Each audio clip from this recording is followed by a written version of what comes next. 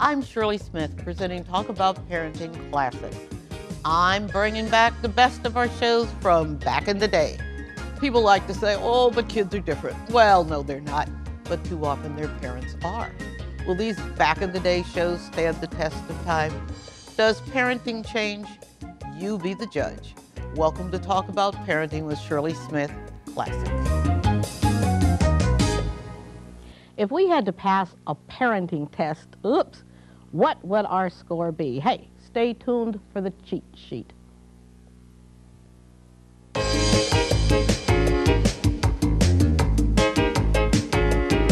You don't have to take a class to be one. There are no final exams. It's a full-time job, and then some. It pays less than minimum wage, and it can provide the greatest rewards in life. So let's talk about parenting with Shirley Smith.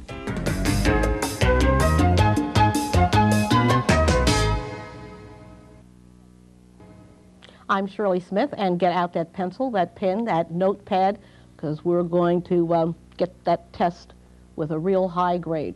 We're talking with MaryAnn Aronsohn, who's a marriage and family therapist. We're going to answer some of those basic questions.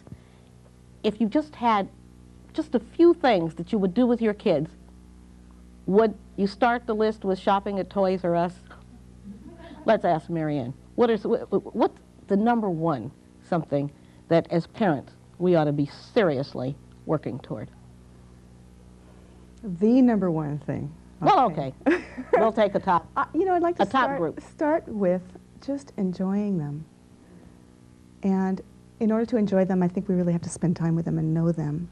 Sometimes we get so hung up in making the money to give them the things that maybe we didn't have as kids or that we always wanted to have, and we miss their growing up. I've heard so many parents say that. I missed my kids growing up. So when I had my little boy, I said to myself, I'm going to simplify as much as I can because I really want not to miss anything. I want to be there for every stage. I want to know him. And that's probably been the most meaningful thing in my life. And I think, MaryAnn, as you mentioned that is number one, even though you were going, well, I don't know, but this is one of the important ones, because when we don't know our kids, we haven't fulfilled our responsibility as a parent. Somebody else is going to know our kid, even if it's the juvenile officer at the police station, and you're going, oh, my boy wouldn't have done that. And then you go down the hall and he's building a bomb in the room. So number one, yeah, I think you hit basic parenting 101. Number one is knowing your child. You know, that fits with my theory of therapy, really, that I think all of the ills and the troubles that we get into are based on, maybe not all of them, but most of them are based on early attachment or lack of it. And I think we really do get into trouble when we don't have that primary attachment. So explain in terms of that attachment, because some parents would say, oh, but I spent time with him. I've always spent time. When he was a baby, I got his bottle ready and I propped it up on the pillow, but I was sitting there. Well, you can take care of all the physical needs, and that's only part of it, because it's been proven that babies can have all their physical needs taken care of, but still, if they aren't cuddled, if they aren't held, if they aren't talked to, they can die, even if all the physical needs are taken care of. It's called marasmus. It was something studied, 50 years ago. So we know that if you don't have a primary caregiver who looks into your eyes and responds to you in such a way that you feel seen and known, if you don't see that parent's gaze delighted in who you are as a human being, it's pretty tough to feel good about yourself. So a hostile parent isn't making the mark either. They may be spending time, but perhaps it's not good, healthy, quality time because they're resenting the fact that they're having to do this? That isn't really attachment either, is it? I mean, hostility isn't going to be attachment, and neither is indifference. But I think that when there's an open line there, when there's the ability to be connected as human beings, to respect one another. Oh, here's another really important thing for me, and that is to assume that children have the feelings and reactions they have for good reasons, even if the reason isn't obvious to you.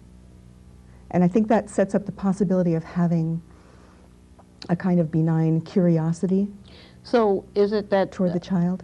often then parents don't realize how much sensitivity their children actually have, so I think they're that's not paying close attention to those feelings. Right. And sometimes that's because we haven't had our own sensitivities noticed and paid attention to. Right. We've gotten hardened up.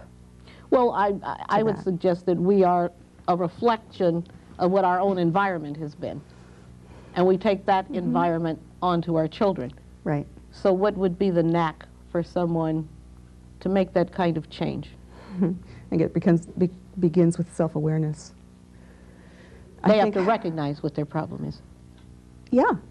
And if you don't learn anything different, you're going to parent the same way you were parented. So many times I've heard people say, I heard my mother coming out of my own mouth, you know? Because in times of stress, particularly if you haven't learned something different, that's what you'll fall back on, which may or may not be great. This is true, because that is what you've heard. We kind of kicked off with, I mentioned the toys. You mentioned the always getting things for your kids and having to work more and get the dollar to do that. What does that really mean when parents, how do parents break that cycle and recognize that's exactly what they're doing, is using things to replace themselves? How can parents make that change? Well, they can cut the credit card, they won't have access to it, but somewhere in their heads, they are It's gotta be a geared to values always decision. giving. I think it has to be a values decision. And I think when I look into that little face, at the end of the evening, here's another important thing. In terms of spending time, I think it's good to have a tradition or a ritual that you do, that child can count on, whether it's every day or every week or whatever. For me, it's at bedtime, and we always talk about today, what happened, and then we say something we feel good about in ourselves and in each other, and then we say something we're looking forward to. And somehow during that time, it's just him and I, face to face, and he tells me sometimes at those moments things that he might not otherwise have told me about a struggle he went through that day, or something he felt proud about. And it seems like those are the moments when we really are connecting. And that's when I think the toys, you know, just don't matter. This is what matters. So perhaps when kids look at the cartoon channel and they see all the goodies being offered and they're asking, can I have this, can I have that, can I have this, that's a very good time for a parent to be able to... That's great. Yes, to help them to become critical consumers. And I'll say to my boy, what do you think that this commercial's trying to make you think? Or what's it trying to get you to do? And he's good now, he's got it. They want us to go run to our parents and say, we need this, Mommy. We need this, Dad. So it's a big help when a parent steps in and gives of themselves. I mean, it helps in more ways than one. It helps on the budget, while it's also building a relationship with the child and an understanding of what things in society mean. Yeah, I think if we can help them to become critical thinkers, that's a real gift, because then, and TV is the biggest culprit of this. I mean, they become these recipients, and they just absorb, and they aren't thinking critically about what's going into their brains. So we're able to take the situations as they present themselves and make a better life for our children using our own knowledge and skills. We're going to take a break. We'll be right back after this.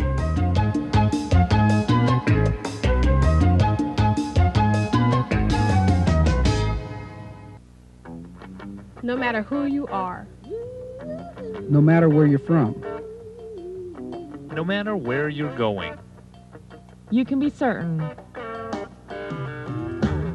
no matter who you are, City girl, country boy, athlete, student, happy, thoughtful, tall, short, you can be certain. No matter where you're from, west, south, farm, city, small towns, suburb, you can be certain. No matter where you're going, to college, to work, to train, to play, to travel, to find your place. you can be certain you need education. You can be certain you need to stay in school. This message is brought to you by the Air Force, because we're certain about the value of a good education. No matter what you do in life, aim high. I'm Shirley Smith. This is Talk About Parenting, and we're calling this one Parenting 101, just the basics. If you didn't need anything else, what is it you would need to know to work well with your children, for your children to be well-developed individuals? Our guest is MaryAnn Aronsohn, who is a marriage and family therapist. We've talked about some of the basics, and the basic first was getting to know your child. We're talking with the audience now, and I'm going to move over this way for a question. We need you to stand up, if you will, and if you'll give your name. Sure. Hi, my name's Shelley Hungerford, and my question is, gosh, I have grown daughters now and a new granddaughter, and I just want to know, how do you know when to let go and when to hold on and when they need to make up their own decisions and make their own choices? That's a great question. I think that's where knowing your child helps a lot, because you can't just say at 11 they're okay to stay home by themselves, because some 11-year-olds would be ready for that and some wouldn't. So I think if you are in tune with what their abilities are, and I think as a general rule we underestimate rather than overestimate their abilities. I remember as a kid, some of you may have had this experience, there were plenty of things I thought I was ready to do that my parents didn't think I was ready to do. So sometimes I think it's probably the best idea to figure out if you really think they have the skills and then try a little letting go and see how it goes. I wouldn't say let go in a huge way all at once, because that could be disastrous, but a bit at a time and test it and see what happens. Does that answer you? Okay. We had a question here. Hi, my name is Roberta. I'm older than the hills here, so do you feel that women working through their pregnancy all the way to the due date? The reason I ask that question is because in my working days, you had to, by state law, quit at 7 months and stay home for 3 months. I notice parents today, women today work until they have that baby and go back 6 weeks. Do you think there's a lack of bonding there with this child? To go back to work after 6 weeks? Yes. I would. That's a hard question, because there are so many societal things that go into it, and some of us can't stay home, even as much as we might want to. But yeah, it's very important to keep that basic attachment as much as you can. That doesn't mean that you can't work, but I think that we have to make sure that we still take time with that child. And if you have to go back to work, to find somebody who will indeed form an attachment like you would with that baby, because we talked about attachment and how important that is. Well, you're bringing another view in terms of attachment. So you're saying that a child has to be attached somewhere, but it does not need to be attached to its parent. I think for the first few weeks in particular, there needs to be one primary caregiver, one face that child, and babies have been proven to recognize faces much earlier than we thought they did.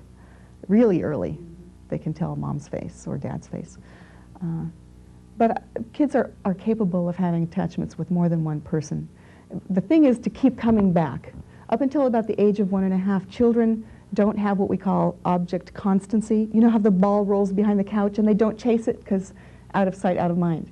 The same thing is true with human attachments. If mom leaves or dad leaves and goes to work, the child has no way of knowing that person's coming back until it happens over and over and over and over again. And eventually they get it, that they can trust that mom's coming back. Now we recognize from our discussion that the basic thing is for parents to understand their children.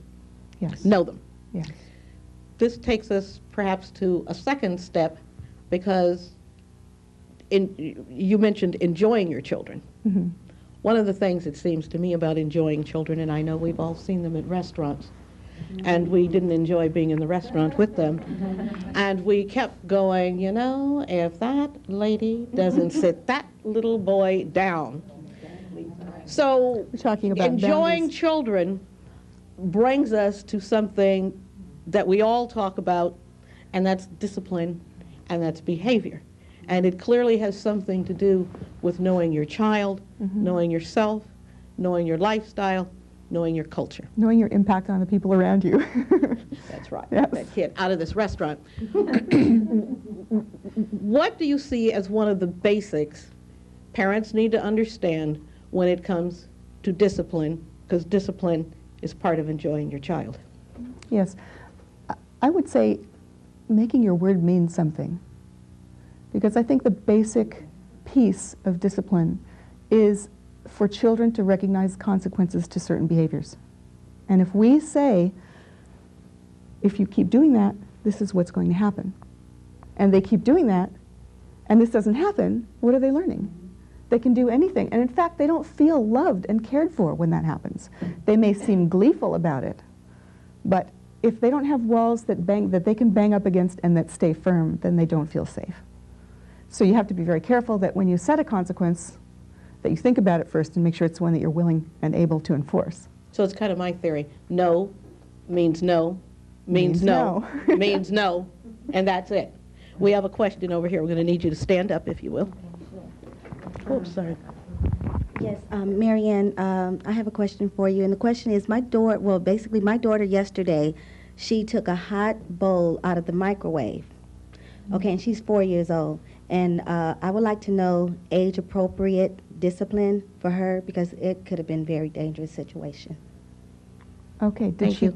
Do you think she needed to be disciplined about that? Was the bowl hot? The bowl was very hot. I had taken one bowl out, and I was on my way to take it to the table for my little son, which is almost 3. And in the meantime, I had her bowl in the microwave already going. So she took it out of the microwave, and it was so hot, it was just in her hand. Okay, I don't think you need to discipline her about that, because she already got the consequence of that behavior. There are natural consequences, and there are logical consequences. And the natural consequences are the things that happen in the physical world when you do certain things. If you touch the hot stove or the hot bowl, you're going to get burned. Okay, and I agree with you with that, but my question would be, as far as if she had gotten injured, then I would have been in trouble with the system, and that's the problem that I have. There's a fine line about how serious any trouble might be that you would get into of that. Every child practices with hot things. You know, I think doctors can tell, you know, if the child picked up a hot bowl, the kind of burn marks that they would have on their hands. Isn't it too bad that we have to worry about that? Yes, it is. And that is one of the, when you bring up discipline, that is something that is very crucial for parents, and especially if parents have already had a brush with the system, then any small something that comes along next becomes much more monumental. And it is quite true. We in fact, we did a program on Can I Hit My Child? And our guest was an attorney from the children's court to answer that particular question, because we've heard from many parents whose teenagers say, and if you, I'm going to make a call. Now, it's a nice threat to go, you just go right ahead and let them pick you up. But that, even with that attitude, it goes into something else. But I was wondering if people in the audience had further comments on her particular situation of the little girl who picked up something hot. MaryAnn's response that was indeed a consequence, well, and you might and a want to talk learning to her. experience Yeah, right there. You could talk to her about that, you know. The bowls in the microwave can be really hot, even though they're not on the stove, and if you touch it, Well, there probably wasn't a lot that needed to be said, was there? Because she found out that she should not be handling the bowls. I'd like to say also that backing up from discipline, if we do as much as we can to notice when children are doing things that we like, when they're engaging in behaviors that are appropriate and helpful, if we notice and praise and acknowledge those behaviors a lot, you'll have less trouble with discipline. You won't have to discipline as much, because they'll feel recognized. And a lot of times kids act out because they aren't getting positive attention, so they'll get negative attention. So I think we can weed out a lot of those problems if we start early. Gee, I really like how you're playing with your friend and sharing your toys. That's great that you're doing that. Or, you know, you're reading so nicely and quietly by yourself. It's great to see that you're able to do that. Starting One early. of the basics seems to be here that we haven't touched on is, as parents, we have to know ourselves. And we have to know our tolerance level, because we have an expression, now you are getting on my last nerve. Now you want to deliver this message prior to getting to the last nerve. So would you comment on our need to understand where we are, which has a lot to do with how we'll relate to our children? Well, here's where you can see that it's a transgenerational pattern. If we've been attended to and had our feelings attended to and our internal qualities attended to when we were children, we're much more able to go inside and notice what we're feeling or that we're getting close to that last nerve. Whereas if we haven't had that, then it's very difficult. I had a decent childhood, but I still needed years in therapy to be able to figure out what it is I need and want. If I can't tell what I need or want, then I can't tell when I'm getting close to my last nerve until I've already exploded. So yeah, we do need to know ourselves. And as we know ourselves, we have an opportunity to relate to our children very More differently. deeply. That's Very differently. That's right. On the issue of discipline and timeouts, because I think timeouts, well, oh wait, timeouts. Would you What do I comment on think? that? I have mixed feelings about timeouts. And again, I think it has to do with the child. For some children, let's say a child has a tendency to be hyperactive and get all excitable. Timeout can be a way to help the child train her or himself to calm down, to take a moment off. Take a moment and calm yourself down. For other kids who are already isolated, timeout is a punishment. And it's going to teach them to isolate even more instead of to engage with the parent and talk about what he or she's feeling. Particularly for boys who are already taught to isolate early on. That's what So, but again, depends. we're talking about you have to know your child. It depends, right? Okay, now let's look at the parent who does not know how to know its child. Because number one, it has 5. And there's one that's 1, there's one that's 2, there's one that's 3, there's one that's 4, and thank God the 5-year-old is now going to school. But they're kind of weary here. Their question is, how do I get to know my child? I have to... I don't have time. That's it. Right? So it's a good concept, but sometimes parents are so fraught Overwhelmed. because they never had that second menstrual period. They just had another baby, and they're weary. How do we help them? What can I say? Don't get in that situation. Well, I know there may be people, don't what? Don't get in that situation. Like, what do you do when you're already, your car is across the train tracks? But I always like to say to people, because see, I had 5 kids, and they go, how do you have 5 kids? And I say I had 1 for every contraceptive that failed. And that's actually true. So it sounds good to say, I know. don't get in that situation. But, you know, our last... Okay, what I would say is get some help. Whether it's friends, whether it's neighbors, whether it's Okay, but sisters or right now we brothers. want it to be this show. We want to be able to say something from this floor Okay, so how do you get maybe- to know a kid when you have so many? Well, I think you have to spend a little individual time with each, whether it's 5 minutes or 2 hours. You have to have some time with each kid or the kids will not feel special. They just feel lumped in together. And whether it's doing a chore together, driving to the store together, you can take that opportunity to talk about what's really going on in the child's life. And sometimes you just have to keep opening the door over and over. Like, you know, I bet a kid in your situation would be feeling thus and such, angry or nervous or whatever. And even if the child doesn't respond to that then, you've made it normal. You've opened up the doorway so that sometime they may be able to talk to you about that. But I don't think if they have the individual time, they won't do But that. I think what you're bringing to our attention can work. And what you're saying is it may not be volumes of time they have, but just that little bit of time for an individual child works. We're going to take a break. We'll be back with MaryAnn Aronsohn right after this.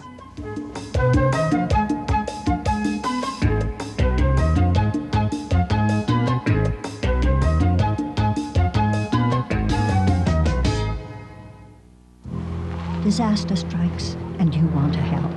But what happens when the tragedy is being played out on a smaller stage out of sight of reporters and television cameras? How do you know you are needed?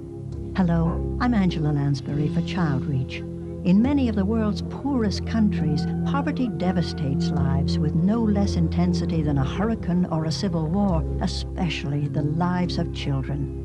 ChildReach, one of the world's largest and most experienced sponsorship organizations, creates a continuing connection between a sponsor and a needy child overseas. This leads not only to a caring relationship, but also to family and community-based self-help programs designed to bring clean water, education, health clinics, and most of all, hope to the sponsored child and his or her family. To find out more about ChildReach, please call 800-603-1600. I'd be so grateful. We're back. We're with MaryAnn Aronsohn, family therapist, and we're talking about basics, just the basic, we calling it Parenting 101. What is it? If you didn't know a whole bunch of things, what are the very basic things you'd need to know about raising children? MaryAnn? There was a question from the audience just a few moments ago that didn't make it onto camera about boys and what happens to boys in our culture.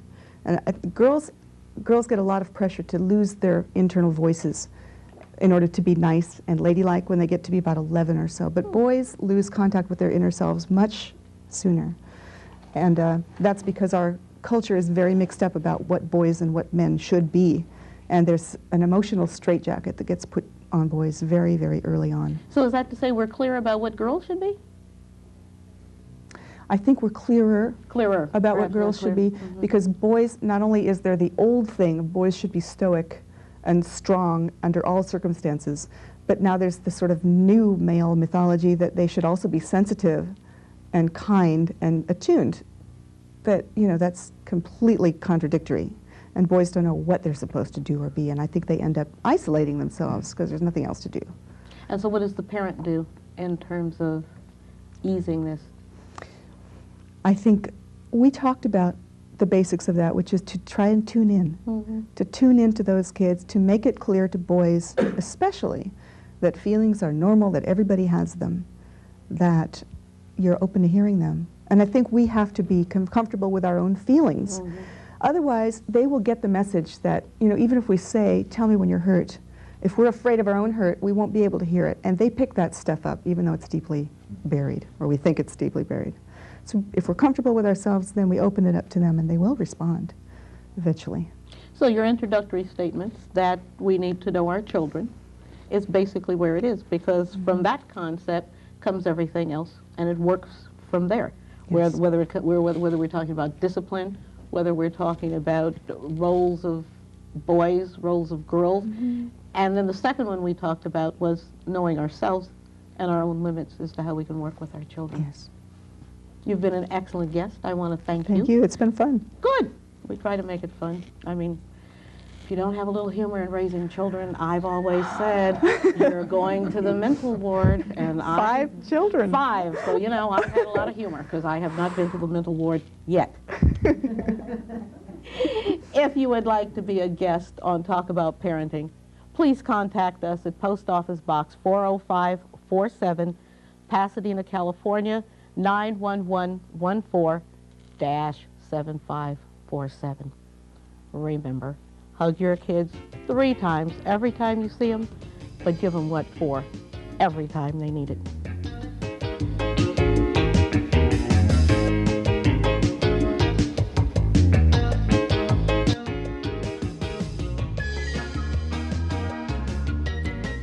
Has parenting changed? I asked that question at the beginning of this classic. So was the topic and the information still helpful? You tell